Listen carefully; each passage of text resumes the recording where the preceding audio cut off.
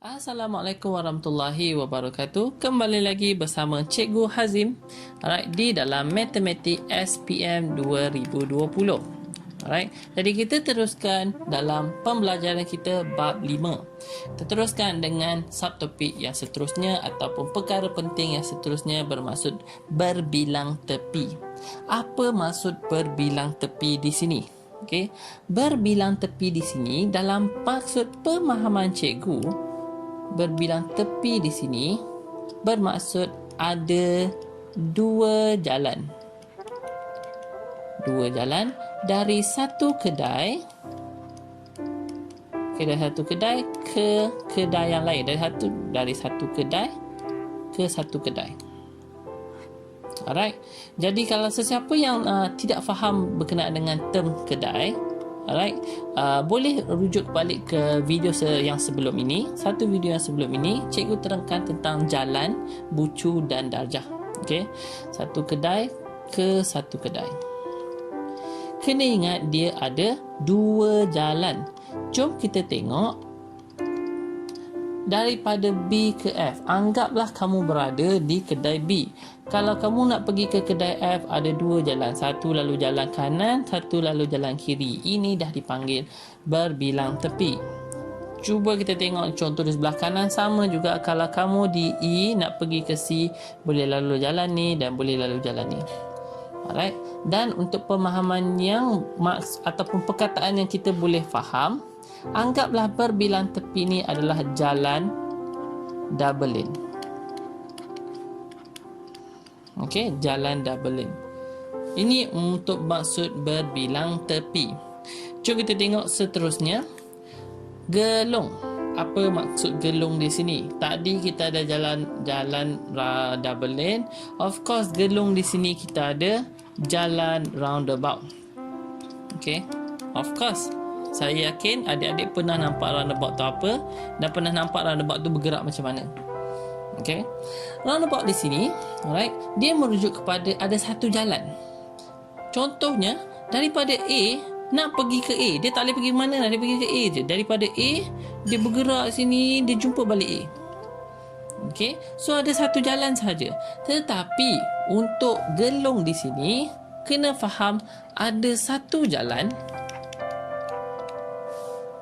Okey, ada satu jalan. Maksud jalan dari sini saya dah bagi tahu apa pemahaman jalan. Jalan adalah H. Ada satu jalan tapi ada dua jalan yang boleh lalu. Iaitu jalan yang boleh lalu ni boleh dianggap sebagai degree. Okey, saya dah tunjuk kepada video seterusnya. Jadi saya akan gunakan term yang kita faham. Boleh lalu.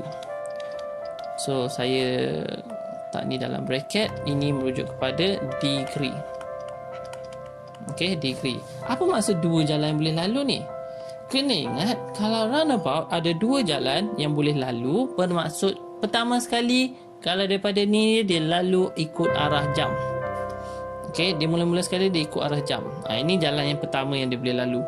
Yang kedua, dia boleh lalu ikut melawan arah jam. Okey, ikut lawan arah jam. Tetapi jumlah degree di sini, jumlah jalan yang boleh lalu adalah 3. 1, 2 dan 3. Okey.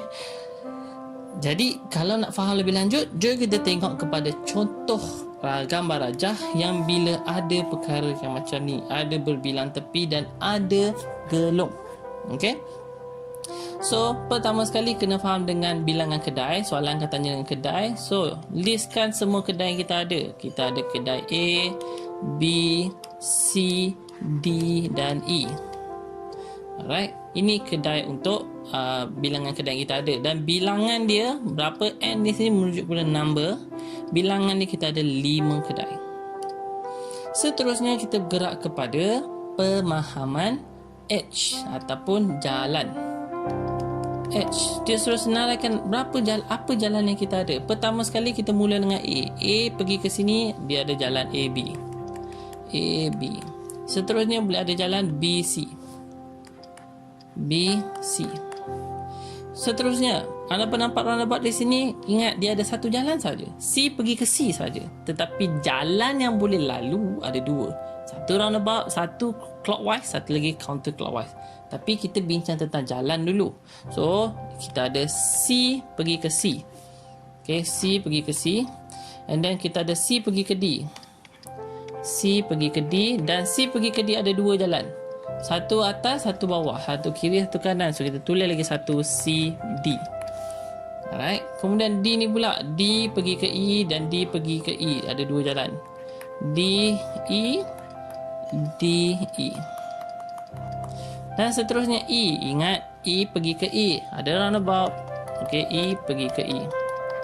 Dan seterusnya E pergi ke mana? E pergi ke A. Lastly, ini E pergi ke E dan E pergi ke A. Lastly.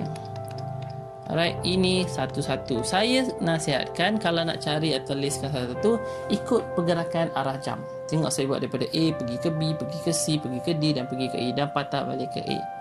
Alright, dan bilangannya ada berapa? Alright, bilangan ada berapa? 1, 2, 3, 4, 5, 6, 7, 8, 9 9. Ataupun kita boleh tuliskan dia atau kita boleh tandakan dia kat mana? Kita tanda dia dekat bilangan jalan yang kita ada kat sini. Okay, kita tandakan dia 1, 2, 3, 4, 5, 6, 7, 8, 9. Ada 9 jalan. Alright. Dan seterusnya juga kita tengok kepada degree. Ini yang seronok ni, iaitu degree merujuk kepada jalan yang boleh lalu. D. Saya dah bagi tahu kalau kita nak tahu bilangan D, itu bilangan D kat sini, formulanya adalah 2 darab dengan E. 2 darab dengan bilangan E iaitu akan dapat 18. 2 darab 9, 18. Okey, tapi apa kata kita buat satu-satu? Macam mana pemahaman satu-satu untuk jalan yang boleh lalu, iaitu degree. A darjah, okey. A, B, C, D dan E. Okey, kalau kita kira satu-satu, sepatutnya jawapannya adalah 18 lah. Ingat A, berapa jalan boleh lalu? Kalau kita berada di A, berapa jalan? Dia boleh pergi ke sini, boleh pergi ke sini. So, ada 2 jalan. Kalau kita berada di B, ada berapa jalan? Boleh pergi sini, boleh pergi sini. Alright, berapa jalan boleh lalu? Boleh jalan sini, boleh jalan sini. Boleh ada 2 jalan. Kalau kita ada di C, ini kena tengok hati-hati. Dia boleh lalu atas 1. Dia boleh lalu ni 2. Dia boleh lalu sini pula 3. Boleh lalu 4. Boleh lalu 5. Dekat C saja ada 5 jalan. Okey, dekat C saja. Kemudian, dekat D ada berapa jalan? Boleh pergi sini 1, 2, 3, 4. Ada 4 jalan. Okey. Dan yang E pula ada berapa jalan? Ingat, mula-mula sekali dia boleh pergi ke A 1, kemudian 2, kemudian 3, kemudian 4 dan 5. Ada 5 juga. Alright, jom kita kira satu-satu. Ini 4, ini 9 dan ini 5. 4 tambah 5, 9 tambah 9. Jumlah di sini adalah 18.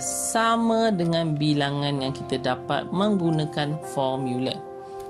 Alright, jadi cikgu harap adik-adik faham sekarang berkenaan dengan bucu, jalan ataupun age dan degree ataupun darjah. Okay, alright. So, cikgu harap adik-adik guna term-term yang cikgu bagi, iaitu memudahkan kerja atau memudahkan pemahaman adik-adik. Jadi itu sahaja daripada cikgu untuk video kali ini. Kalau ada apa-apa masalah, boleh tinggalkan komen di bawah dan sila tekan like, share dan subscribe untuk video-video yang seterusnya. Okey, jadi itu sahaja daripada cikgu. Terima kasih, jumpa lagi.